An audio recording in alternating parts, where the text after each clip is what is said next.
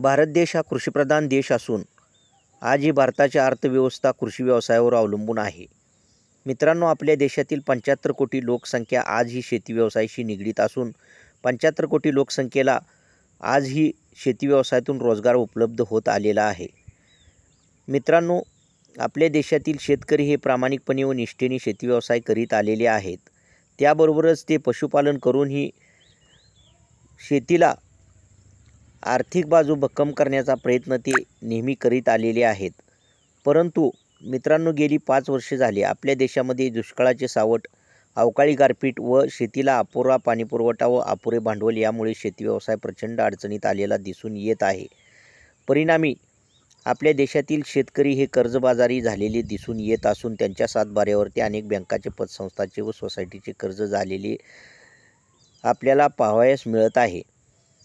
मित्रांनो, आपल्या देशातील लोकसभेची निवडणूक नुकतीच पार पडलेली असून 4 जून रोजी त्या लोकसभेच्या निवडणुकीची मतमोजणी ही पूर्ण झालेली असून 9 जून रोजी माननीय पंतप्रधान नरेंद्रजी मोदी यांनी सलग तिसऱ्यांदा पंतप्रधान पदाची शपथ घेऊन हॅट्रिक पूर्ण केलेली आहे व त्यांच्या नेतृत्वाखाली एनडीए घटक पक्षाचे भाजपप्रणीत सरकार केंद्रामध्ये स्थापन झालेले असून केंद्रीय गृहमंत्री म्हणून अमितजी शहा यांच्याकडे जबाबदारी सोपवण्यात आलेली असून संरक्षण मंत्री म्हणून राजनाथ सिंह काम पाहत आहेत.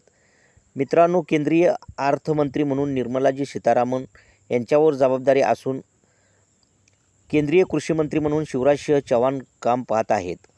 मित्रांनो, माननीय पंतप्रधान नरेंद्रजी मोदी नुकतेच 3 दिवसीय परदेशी दौरा आटोपून आपल्या देशामध्ये आलेले असून त्यांनी आल्यानंतर अर्थशास्त्रज्ञांची बैठकही घेतलेली आहे. मित्रांनो, 23 जुलै रोजी माननीय अर्थमंत्री निर्मलाजी सीतारामन ह्या आपला अर्थसंकल्प सादर करणार असून विश्वसनीय सूत्राकडून मिळालेल्या माहितीनुसार शेतकऱ्यांची सरसकट कर्जमाफी होण्याची शक्यता वर्तवण्यात येत असून तशी ग्रामीण भागात चर्चाही सुरू आहे.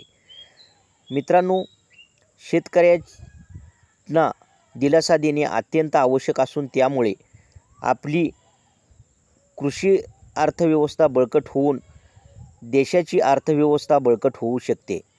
मित्रांनो, केंद्रीय अर्थसंकल्प हा 23 जुलै रोजी आपल्या संसदेत केंद्रीय अर्थमंत्री निर्मलाजी सीतारामन मांडणार असून शेतकऱ्यांची सरसकट कर्जमाफी होणे अपेक्षित आहे.